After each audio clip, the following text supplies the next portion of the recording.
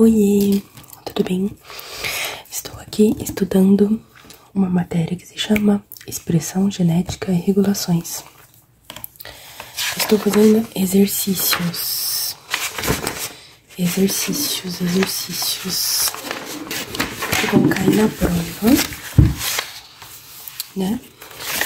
E aí eu estou refazendo os exercícios para entender melhor, né? Revisá-los para ir bem na prova. Biologia também é análise, né, gente? A gente precisa aprender a fazer análises de experiências, né? Então, bora lá, né? Ó, isso aqui eu já fiz tudo. Eu fiz isso aqui ontem, toda essa parte aqui.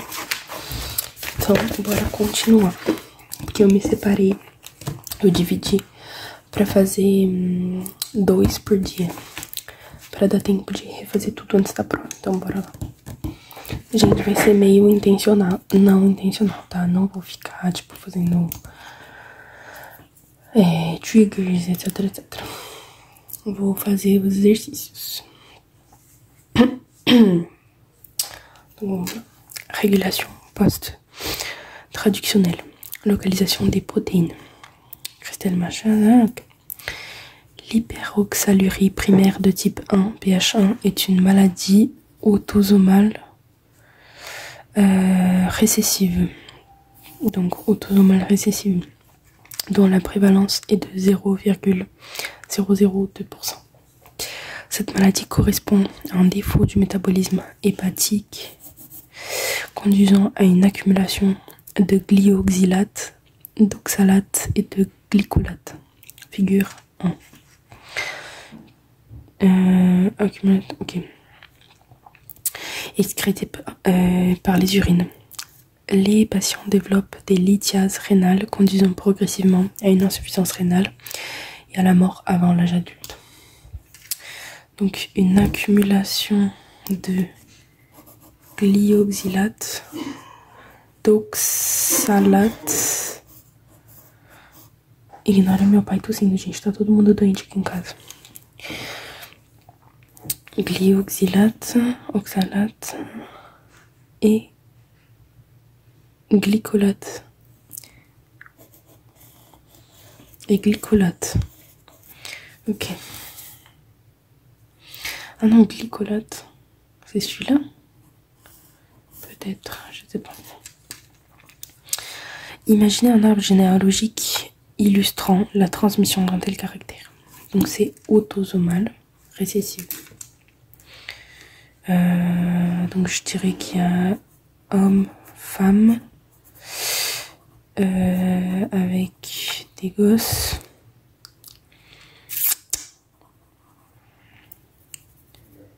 Avec une fille malade. Parce que si la fille elle est malade et que son père il est sain, c'est forcément autosomal. Puisque si c'était gonosomal, le père serait forcément malade parce qu'il a un chromosome X. Proposer différentes hypothèses permettant de prendre en compte l'accumulation de glyoxylate, oxalate et glycolate observés chez les patients en hyperoxalurie.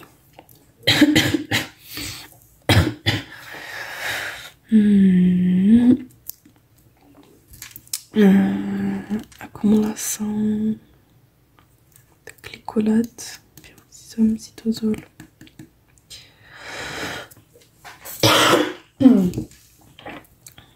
Pode ser problema no transporte do peroxisome até o citosol.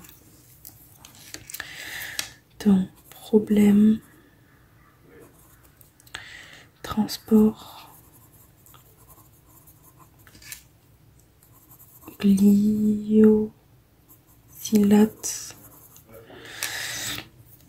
Aqui não tem problema, né? Tem alanine pyruvate, glutamate, glycine, glutamate, não. Oxalate de calcium, glycolate,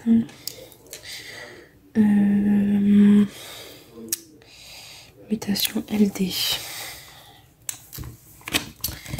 Savoir si les cellules sont bien présentes pour savoir où les situer.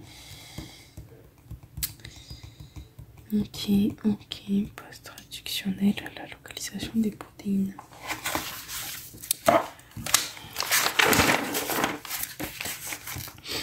AGT muté, absente ou non fonctionnelle. Pourquoi AGT? Ah oui, parce que si l'AGT elle prend le glyoxylate, donc AGT muté ou absente. Et ici, en fait, ça prend le glyoxylate et ça le transforme en glycine. Donc pareil, muté ou absente. Muté ou absente. Ensuite, qu'est-ce qu'on a d'autre? Accumulation, car pas utilisé pour la production de glycine.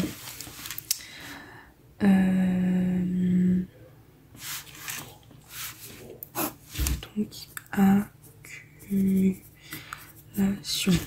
Donc ça, c'est pour le glyoxylate. Ça pas cette partie. Mais il y a également une accumulation de glycolate et d'oxalate. Une accumulation. Mais là, on voit pas la suite. Lactate déshydrogénase. Il y a une accumulation de glycolate et oxaloacétate. Alors là, je pourrais pas répondre à ça. Ok. L'activité de différentes aminotransférases a été mesurée sur des extraits bruts de foie provenant d'un patient sévèrement atteint, 17 autres patients atteints d'un individu contrôle sain mais porteur, individu X, et 12 individus sains contrôle. Ces activités sont reportées dans le tableau 1.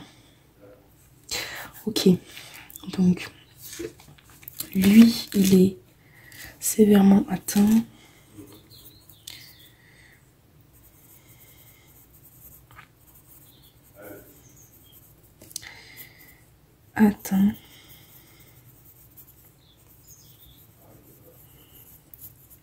Porteur sain, et là c'est les contrôles.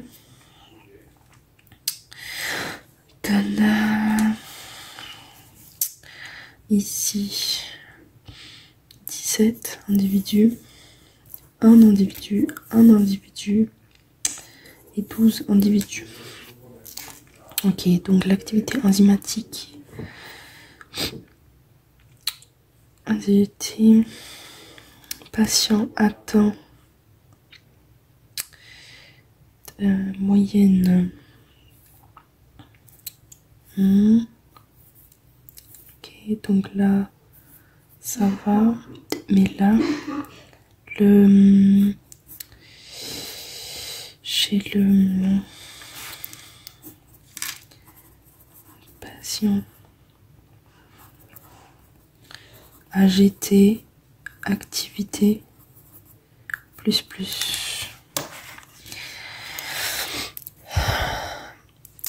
Et ici, chez le porteur sain, l'activité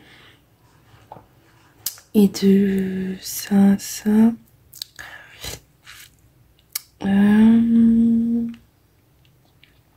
Et les contrôles, c'est ça. Ok, donc déjà, patient sain, AGT comparé à porteur sain.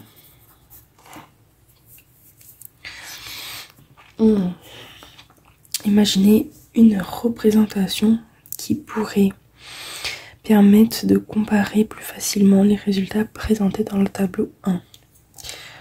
Donc, histogramme.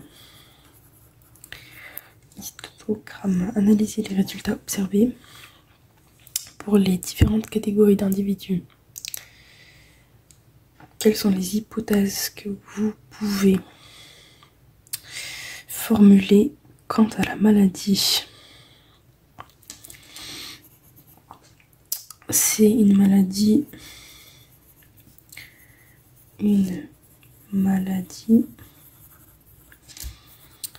haplo-insuffisante, besoin de 2 allèles atteints pour s'exprimer, et analyser donc chez les porteurs sains plus malades, ils ont une activité GGT qui est supérieure à l'activité GGT malade sain. Mais pour la GT, on a une activité qui est beaucoup plus importante. Un GT++ pour sain et porteur sain comparé à AGT patient malade.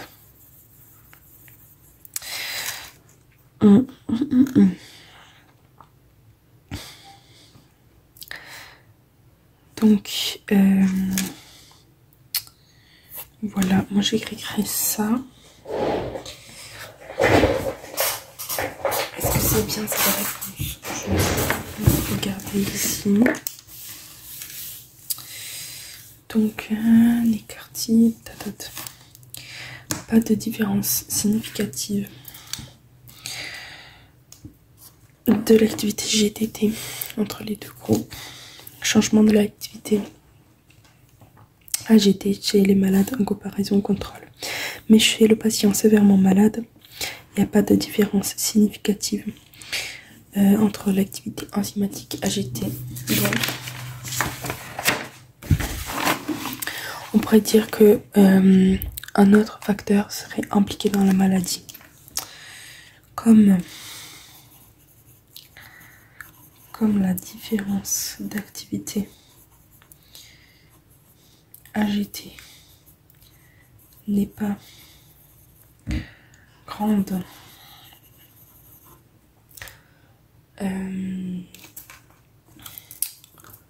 patient et les autres facteurs. Donc l'AGT, elle serait responsable de la maladie.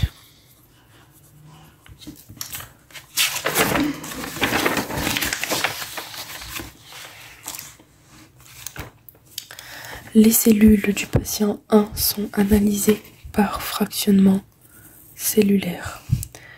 Pour cela, on réalise un homogénat à partir des cellules, puis les constituants de cet homogénat sont séparés sur gradient de saccharose. On vous présente sur la fiche technique du fractionnement cellulaire. Expliquer le principe et l'intérêt de cette technique. Principe, séparation des compartiments cellulaires en fonction de leur densité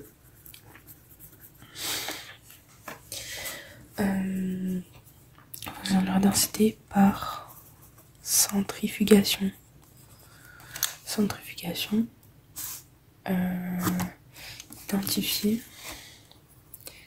Identifier éléments présents dans chaque compartiment. Séparer les organismes en fonction de leur densité et de leur centrifugation. Pour la LISA, détergent doux lisé uniformément. Ok. À l'issue du fractionnement, caféine, che nunca pode faltar.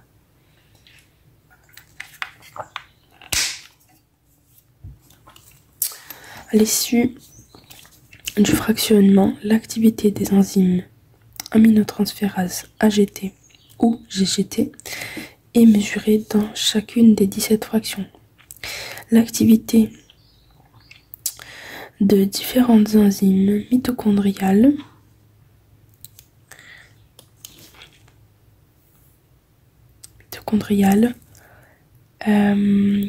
ok, donc ça c'est mitoche peroxysomale, DAO, peroxysomale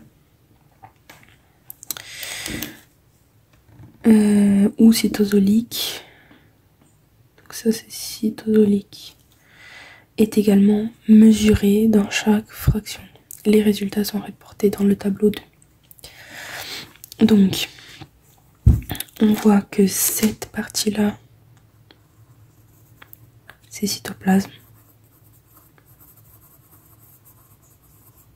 Ok. Cette partie-là, c'est mitoche. Ok. Et cette partie-là, c'est quoi? C'est peroxysome. Donc voilà, peroxysome. Ok. Activité enzymatique de la GTT.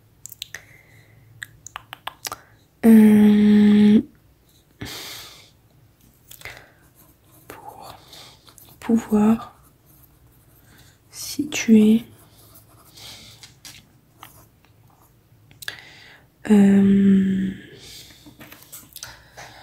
pour pouvoir identifier les fragments sel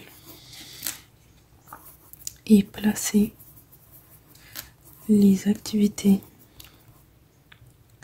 et associer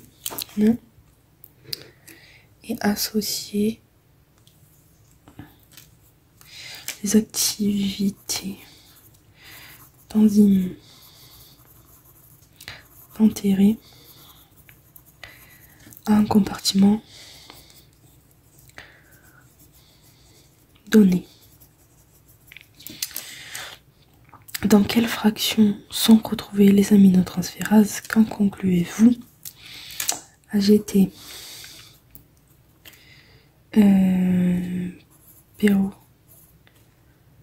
peroxysome plus mitoche,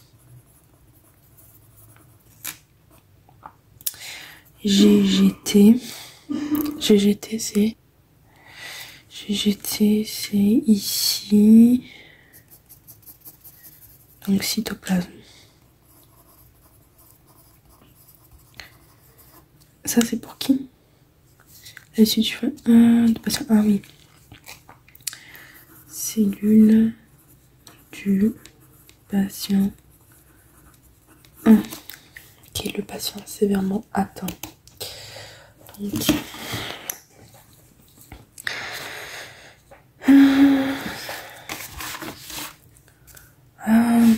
a enzima desse paciente está sendo expressada no compartimento errado.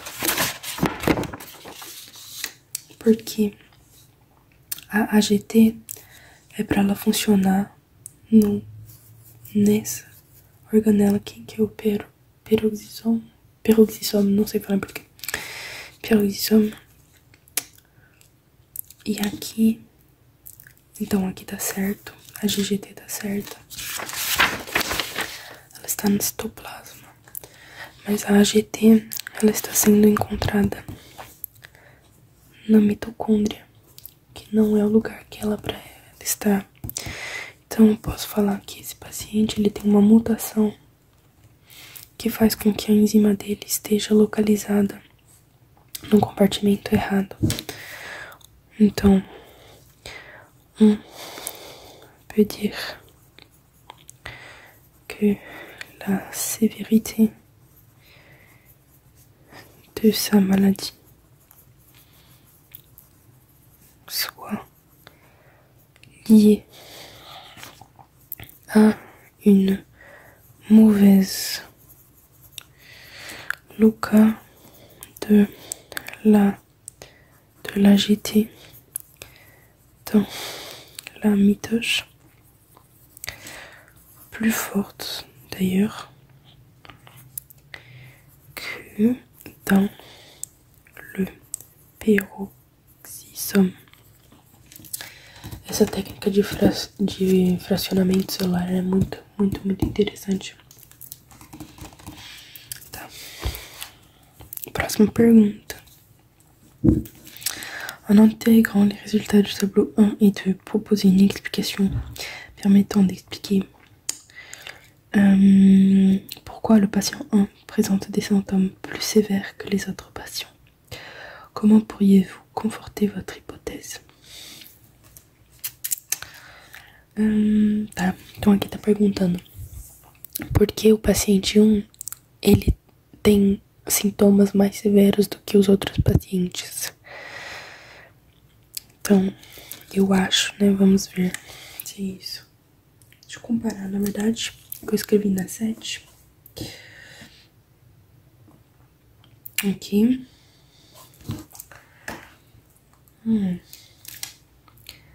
Problème. Pas l'activité, mais l'activité dans le mauvais compartiment.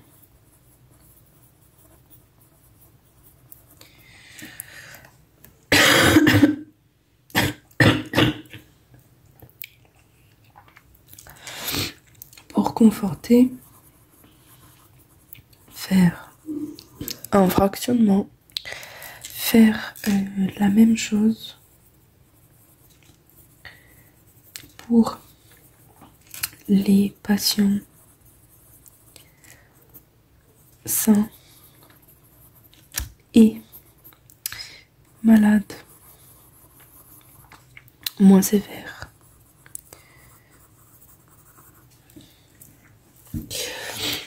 Acho que tá certo, gente. É a única possibilidade que eu vejo para essa pergunta. Chez le patient malade, la GT se trouve dans la mitochondrie au lieu de se retrouver dans le peroxisome. On devrait, pour conforter cette hypothèse, vérifier chez les autres malades si la GT est bien dans le peroxisome. Donc les 17 fonctions sont séparées par électrophorèse sur un gel des polacrylamide STS page. Le gel est alors analysé par Western Blot avec un anticorps dirigé contre la GT. En vous basant sur la fiche technique du Western Blot, expliquez le principe et l'intérêt de cette technique. Western Blot, c'est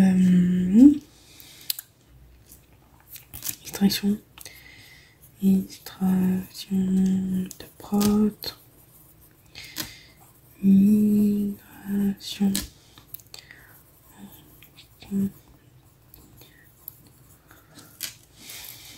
dénaturante,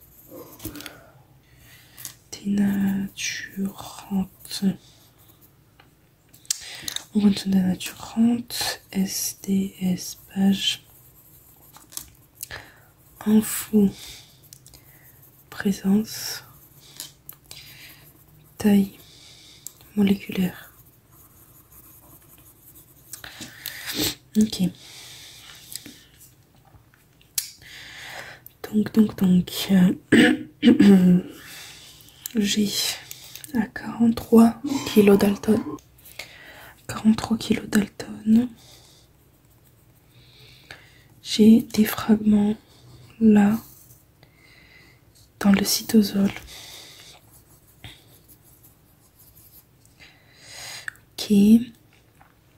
Donc là on voit ici, on voit l'AGT AC anti AGT cytosol et ici on voit mitochondrie. Donc on voit que la protéine elle est présente dans le cytosol. Attends, je vais AGT. Elle est présente dans le peroxysome. Ah oui, en fait, dans la mitochondrie. Ok.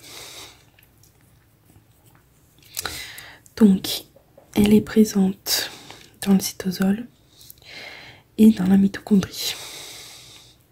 Sauf que ici, dans le cytosol, si on regarde l'activité dans le cytosol, il n'y a pas d'activité dans le cytosol. Et elle est plus lourde. Elle est à 43 kg Dalton. Alors que dans la mitochondrie, elle est à 40 kg Dalton. Donc les deux résultats du Western blot sont-ils corrélés avec les résultats du tableau 2? Donc oui, ils sont corrélés. Donc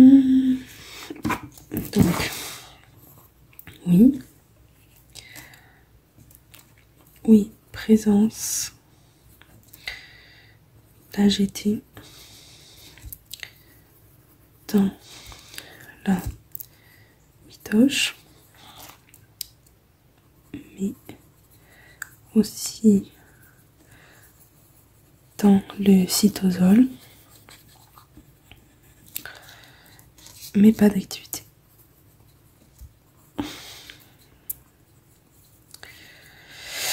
E aussi, du coup, on voit que dans les fractions 6, gente, eu espero que vocês não estejam ouvindo barulho de fundo do meu pai morrendo de tuberculose. Mas, enfim, tá chato até pra mim escutar ele tossindo o dia inteiro. Mas, enfim, espero que não esteja atrapalhando vocês. Eu tô tentando pausar, mas eu não tenho como adivinhar quando ele vai tossir. Então é isso, gente, me perdoem. Ici, il n'y a pas de détection. Comment expliquer la différence de migration électromagnétique entre les signaux détectés de version 15, 16, 17 et la version 7? Donc 15, 16, 17, version. Une possible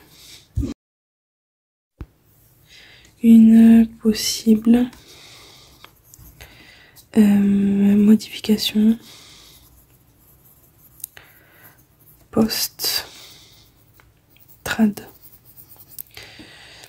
Donc par exemple, clivage.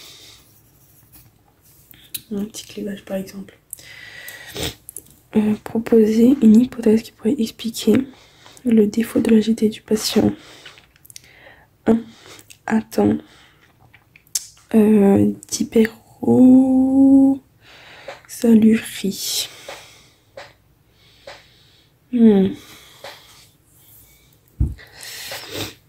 Como eu poderia explicar? como esse paciente fica doente, meu Deus. Nossa. Deixa eu pensar. Pensei num negócio aqui, mas não sei se é isso. Vou escrever e depois eu vejo a resposta. Clivage qui entraînerait un acheminement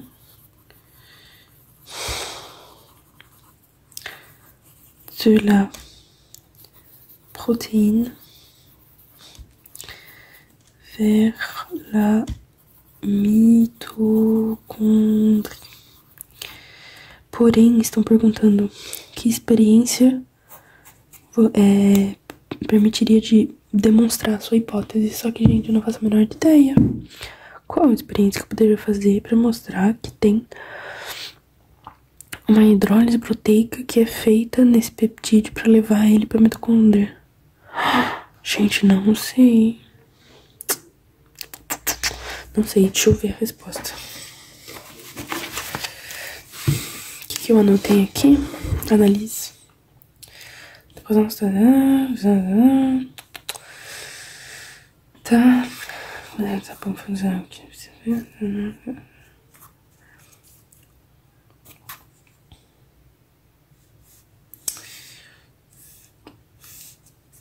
Calma.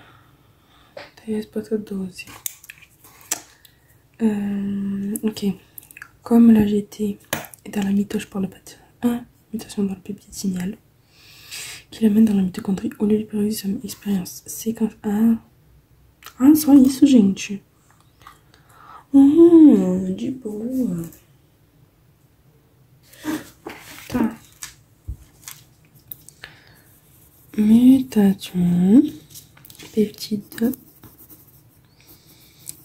Às vezes a gente fica quebrando a cabeça pra achar um negócio, tipo, super elaborado, super complexo. Daí, tipo, você lê a resposta e fala, nossa, era só isso.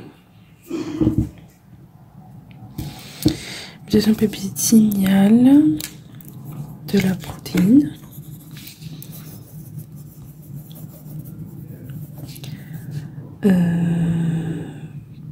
Pour le démontrer. Pour démontrer, qu'est-ce qu'on ferait? Séquençage de la prot mutée et regarder sa séquence. Ok. Exercício 2.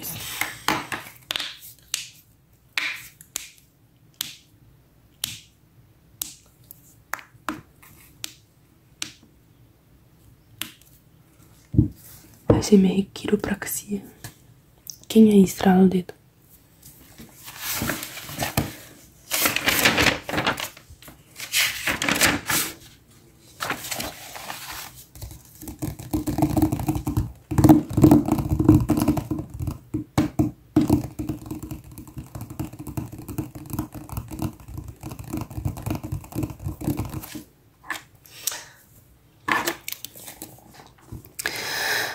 Vamos là.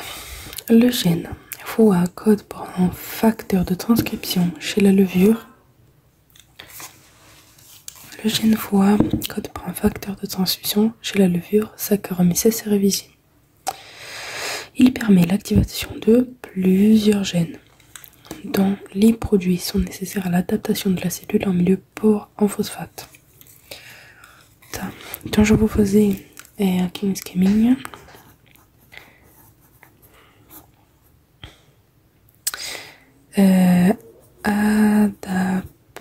Adaptation à milieu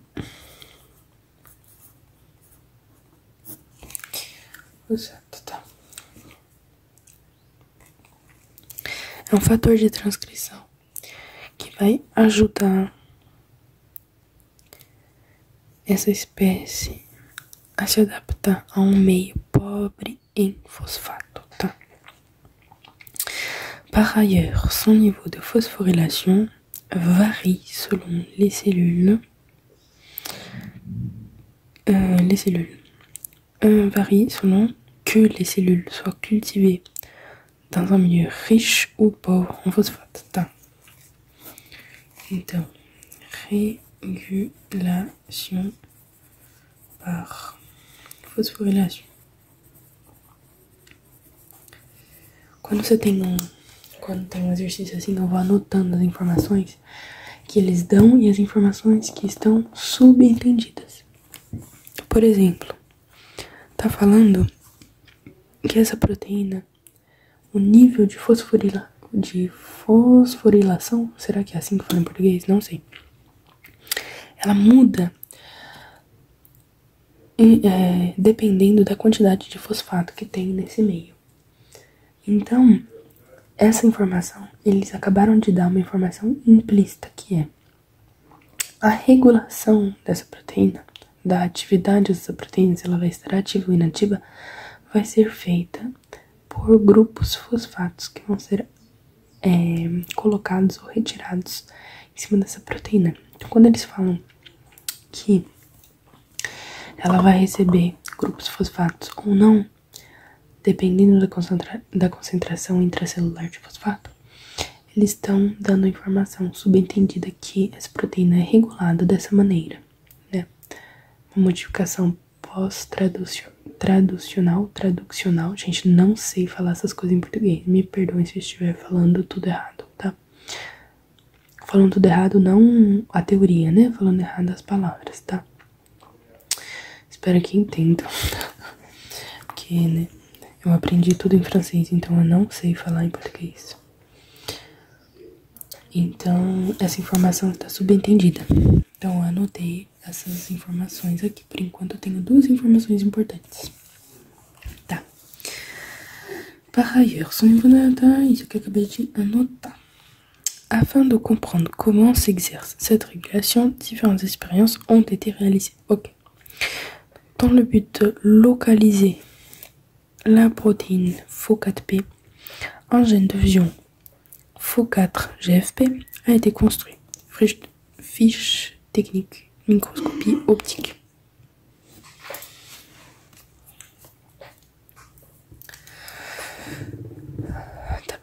D'après cette fiche, quelles sont les règles à respecter lorsqu'on réalise la construction d'un gène de fusion?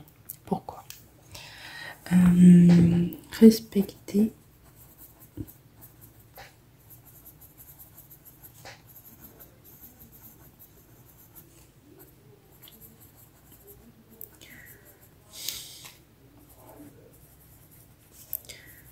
codon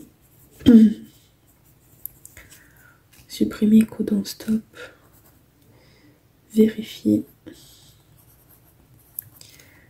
la fonctionnalité de la prot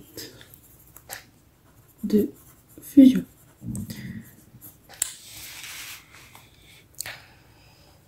Daí eles perguntam por quê, né? Respecter le cas de lecture. Pour respecter la séquence, sinon pas de trad.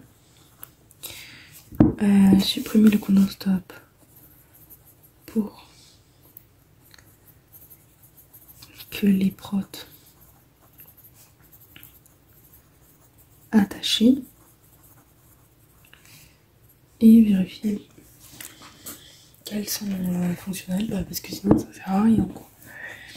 Donc enlever le codon stop de la première séquence codante, respecter le cas de lecture pour les codons et vérifier la fonctionnalité de possibilité de fusion soit en interne soit en externe. L'interaction se fait.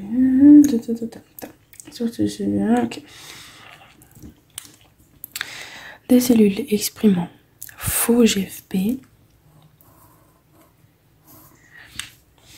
Quando é uma proteína de fusão com GFP. GFP é uma proteína, gente, que brilha. Então, quando você faz uma proteína misturada com a GFP no mutante, você é capaz de observar no microscópio a presença dessa proteína. Porque você fez ela dar a mãozinha assim com uma proteína que brilha, entendeu? Daí você consegue analisar a proteína de interesse com uma proteína que brilha. Tentez cultiver un milieu pauvre ou riche en phosphate.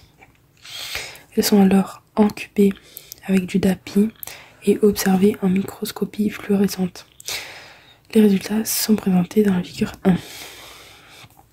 Les mêmes cellules sont observées dans un filtre permettant d'observer la GFP ou le DAPI. Les deux images ont été ensuite superposées. Quel est l'intérêt d'incuber les cellules avec du DAPI? Donc, le DAPI étant un agent intercalaire, on peut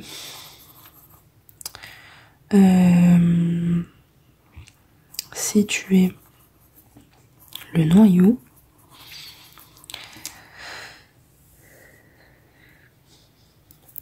pour comparer les localisations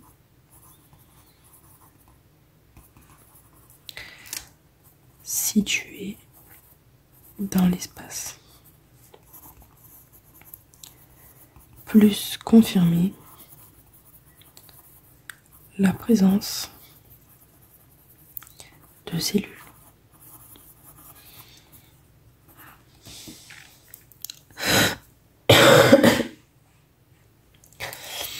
Analyser les résultats de la figure 1. Donc, GFP. Quando tem bastante fosfato, eu vejo que essa proteína está no citoplasma. Então, high fosfato, a proteína citosolique. E low fosfato, PROTS, noyau. Então, quando tem pouco fosfato, essa proteína ela fica no núcleo, porque os núcleos são aqui, um núcleo aqui, um núcleo aqui, um núcleo aqui, né? Então, tá aqui. E nessa imagem aqui, os núcleos estão aqui, né? Porque acho que na câmera não tá dando pra ver, mas no papel também tá bem clarinho, gente, a marcação dos núcleos com o DAP. Mas tá aqui, tá? Então a gente pode ver que é a mesma localização das células, só que aqui a localização da proteína, ela é citoplásmica. E aqui ela é, né, nuclear, né? No núcleo. Tá, e aqui tem a superposição. A minha mãe entrou aqui no meu quarto. Ela queria que eu fizesse um negócio do e-mail. Daí ela ficou aqui sentada um pouco na minha cama, então eu parei de gravar, mas eu continuei fazendo. Então eu tirei a conclusão que como é um fator de transcrição, para que essa proteína ela seja ativa e funcional, ela precisa estar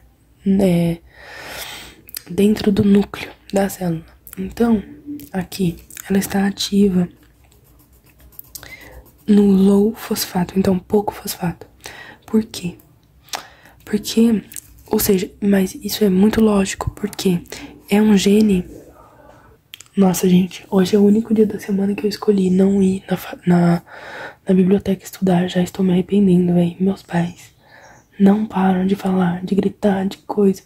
E vem falar comigo e me pede coisa. Nossa senhora, eu não consigo me concentrar, gente. Nem pra gravar um vídeo. Eu já parei esse vídeo umas 800 vezes. Ai, Senhor Jesus. Tá, então, retomando o que eu estava dizendo, porque eles começaram a gritar. O que eu estava falando? Até esqueci. É um gene, né? Uma proteína que ela age como adaptação em um meio pobre em fosfato. Então, quando tem muito fosfato, ela não precisa agir. Então, ela fica no citoplasma. E aí, quando essa proteína precisa ser ativa, ou seja, quando tem pouco fosfato, ela vai para dentro do núcleo, né? Que é o que a gente vê aqui. Então, anotei tudo isso, a minha conclusão sobre isso. E aqui eles introduzem duas novas proteínas, que é a PSE1P e MSN5P, que são proteínas que regulam a essa proteína que chama FO4P. E eles dão a informação que a MNS5P está geralmente no núcleo e a PSE1P está no citoplasma. Aí eles também falam que a gente vai utilizar dois mutantes, PS1M e MSN5M, que são mutantes que têm uma perda de função dessas duas proteínas. Então, essas são as informações importantes que eles deram aqui. E depois, eles falam assim: a localização da proteína FO4-GFP foi observada nos mutantes, né? E também numa célula com genótipo selvagem, né? Ou seja, sem mutação. O protocolo experimental é idêntico a esse daqui, da figura 1, que eles estão falando, né? É igual. Então, os resultados estão apresentados na figura 2.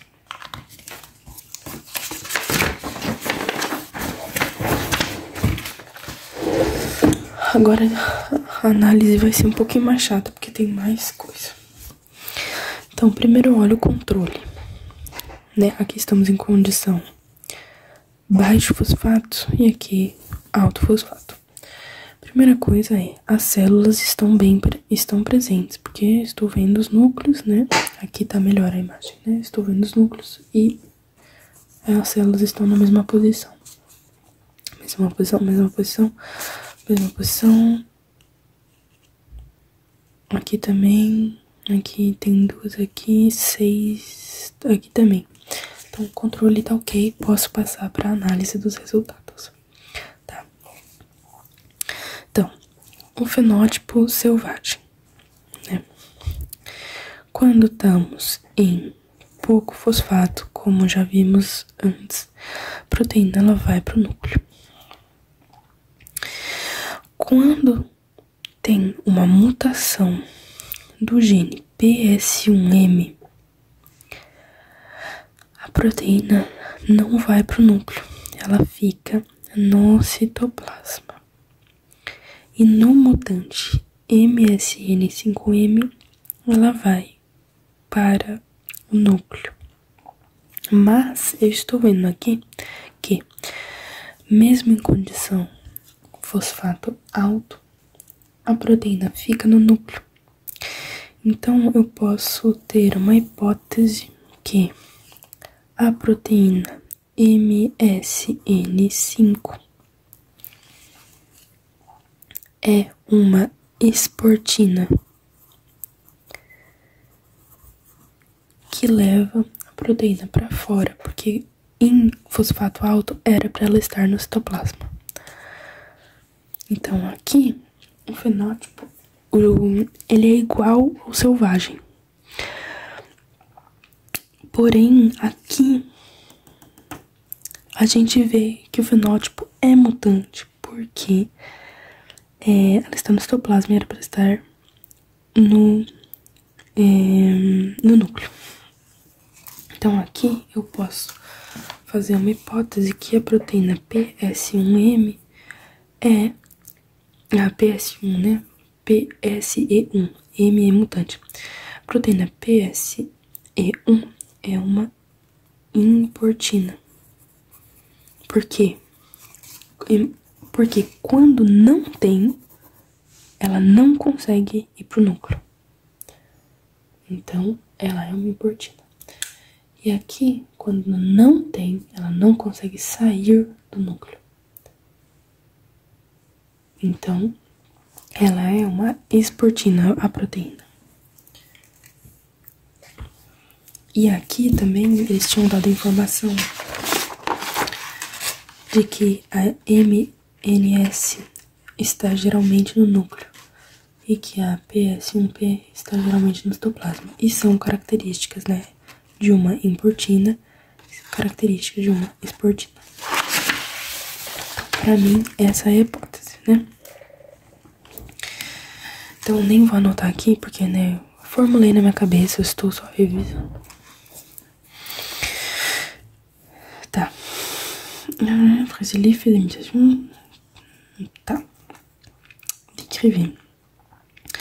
6 et trans, les éléments 6 et trans contrôlant le transport des protéines entre os elementos 6 são NLS, que é Nuclear Localization Site, e NES, que é Nuclear Export Site, e os elementos trans são as importinas e esportinas.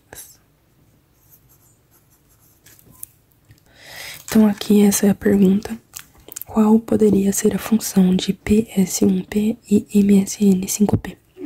Aqui, nesse tipo de caso, os professores não gostam que você já fale o nome da proteína, porque eles falam que as experiências não dão evidência suficiente, você não pode afirmar uma coisa ou outra. Então você sempre tem que falar assim: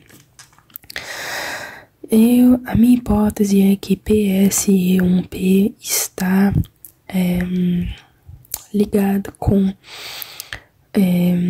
a importação da proteína no núcleo e que essa proteína está ligada ao esporte da proteína do núcleo. Nunca ir para conclusões precipitadas, senão você perde ponto. Então, né? Tá. Afin de comprendre la relation entre les protéines FO4, les cellules de notre type sauvage ont été cultivées dans un milieu riche en phosphate ou pauvre en phosphate, en lysine cellulaire et des produits de conditions non dénaturantes. Et une immunoprécipitation a été réalisée en utilisant un anticorps contre la FO4. Donc, immunoprécipitation contre la FO4. Okay. L'immunoprécipité a alors été analysée en Western blot avec des anticorps dirigés contre protéines FO4, MSC5 et P5. Les résultats sont précisés dans la figure 3A. Então, isso daqui é uma imunoprecipitação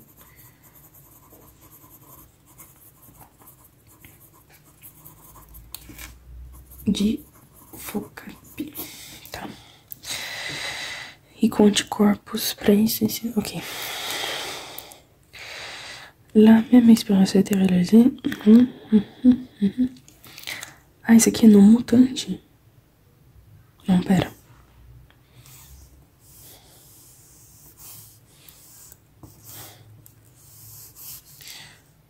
Ah, não. Esse aqui é selvagem. Esse aqui é sem mutação. Tá. La même expérience a été métaphore dans ces cellules. La protéine N dans plusieurs de ces sérines qui ont été remplacées par des alanines. Tá. Esse aqui é um mutante no qual, na sequência proteica dele, está faltando algumas serinas foram substituídas por alaninas, né, que são aminoácidos. Tá, serinas tiraram as serinas. Então vamos ver. Na condição baixo fosfato. Na condição baixo fosfato, a proteína FO4P, ela interage com a PS1P.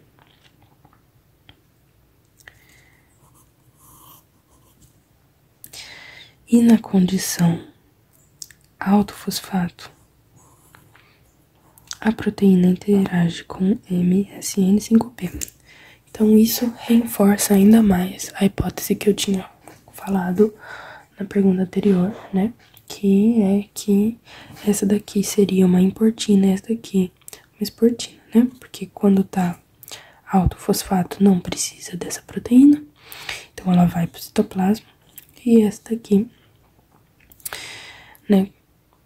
Quando tá baixo o fosfato, esse fator de transcrição ele tem que ir para o núcleo para agir. Então, vai lá. Então, isso aqui confirma a primeira hipótese. Agora vamos ver nesse mutante aqui. Nesse mutante aqui, quando tem baixo fosfato, o fenótipo não é impactado, porque ela interage com a PS1P, como o selvagem, igual ao selvagem. Só que quando o fosfato está alto, não tem interação. Não tem interação com a MSN5P. Tá. Então, quais são as perguntas que eles vão perguntar aqui? Bom, eles estão perguntando como é que funciona essa técnica, mas eu já sei como essa técnica funciona de cor, salteado, de trás pra frente, pulando a etapa, tudo. Então, nem vou responder.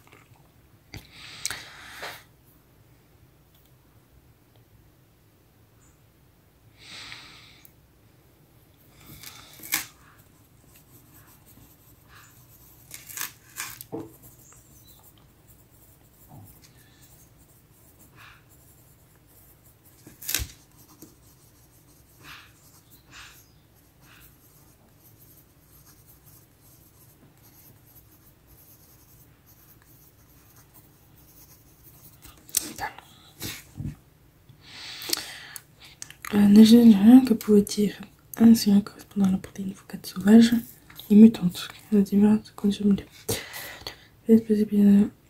para explicar esta observação. Então, para mim, a hipótese é: como eles tiraram as serinas são aminoácidos que podem ser fosforilados. Como é que fala isso em português? Meu Deus do céu. Que podem ter grupos fosfatos associados a eles, porque a serina é um aminoácido que tem um grupo hidróxilo na extremidade dela. Então é possível, né, você colocar lá um grupo fosfato, um grupo químico fosfato. Só que aqui ela foi mutada e não tem mais serinas, tem galaninas, e as galaninas não podem ser fosforiladas. Então, a minha hipótese é: para que a proteína MSN5P interaja com a proteína FO4P, essa proteína precisa ser fosforilada, né? Ela precisa estar com fosfatos. E isso aqui, gente, pode ser observado também porque o peso molecular da FO4P aqui está maior do que aqui. O que significa que aqui ela tem um peso a mais, ou seja, ela está fosforilada. E aqui ela não está. Então, essa proteína não consegue interagir com essa porque não tem fosfato. Então, eu posso colocar assim. Donc, la mutation empêche la phosphorylation de FO4P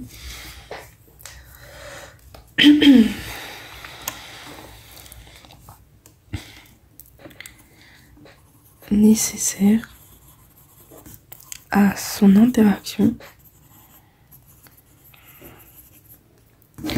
avec MSN5P.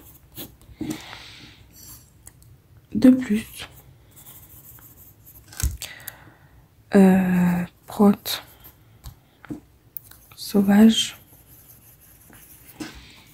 bande plus haute, poids moléculaire supérieur. suggère une fausse bonne.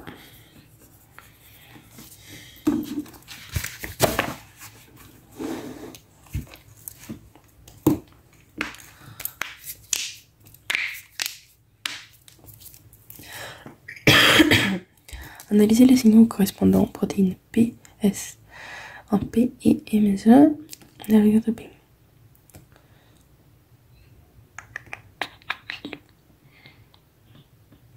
Tá, então isso aqui eu já fiz. O IPS, a proteína MSN5P, protéine. Décrivez les signaux correspondants aux protéines P1 dans la figure 3B.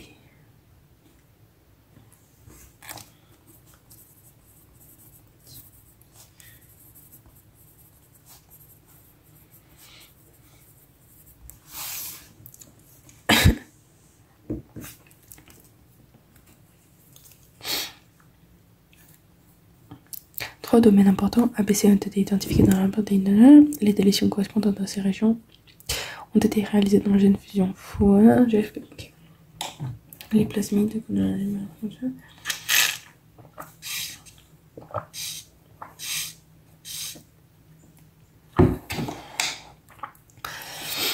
tá, então aqui tem vários plasmídeos com uma construção diferente. A proteína normal, ela tem os domínios A, B e C e ela vai pro núcleo.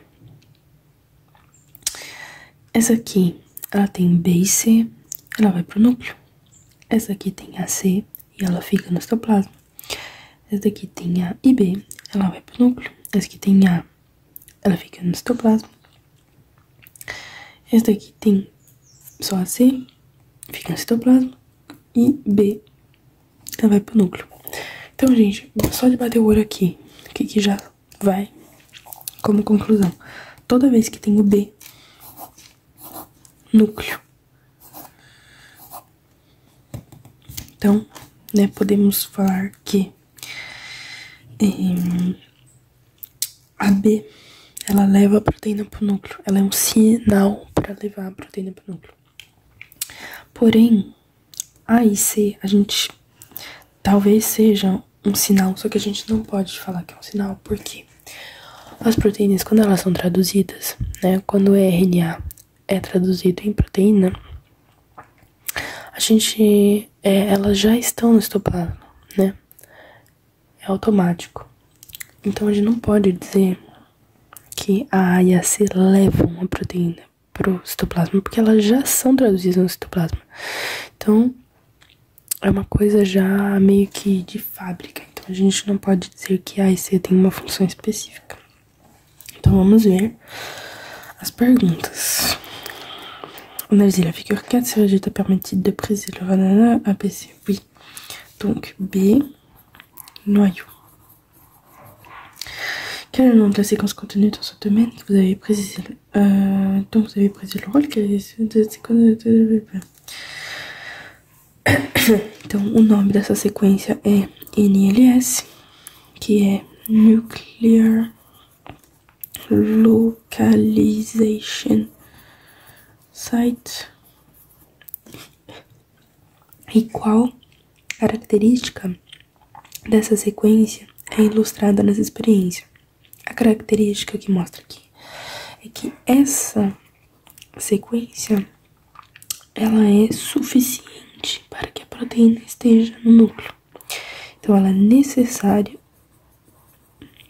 et suffisante, nécessaire et suffisante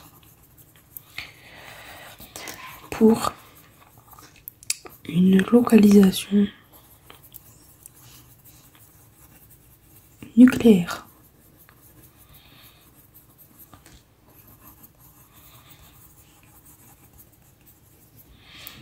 Ok. Então, gente, eu terminei o exercício, né? Aqui já passa pro TD10, que TD é trabalho dirigido, trabalho dirigido. E, enfim, então eu fiz o 9, né? Que hoje, na minha lista de coisas pra fazer, está o 9 e o 10. Hoje é dia quinta, tá? Quinta, 12/12. Coisas... Isso aqui é que eu vou fazer... Vou fazer agora, daí quando eu acabar, eu vou anotar mais coisas que eu tenho que fazer. Então aqui, fiz o 9, gente. Não vejo a hora de riscar tudo.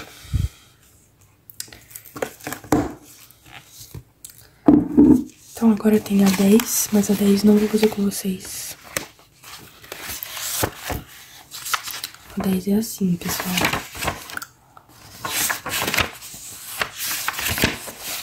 E aqui começa o 11. Então 10 é tudo isso. Ai, que preguiça, meu Deus. Acho que eu vou pular mudar de matéria e voltar pra isso depois. Tô com preguiça. Então é isso, gente. Eu espero que vocês tenham gostado e que o barulho de fundo não foi muito ruim, né? Que não tenha atrapalhado muito vocês, tá bom? Muito obrigada por estar aqui. Muito obrigada pelo apoio. Eu sei que os vídeos não estão muito top, gente. Tô fazendo vídeo só estudando. Mas daqui a pouco minhas provas vão acabar e eu vou conseguir gravar vídeos interessantes pra vocês. Inclusive, eu não vejo a hora de gravar o vídeo fazendo minha mala pro Brasil. Beijo.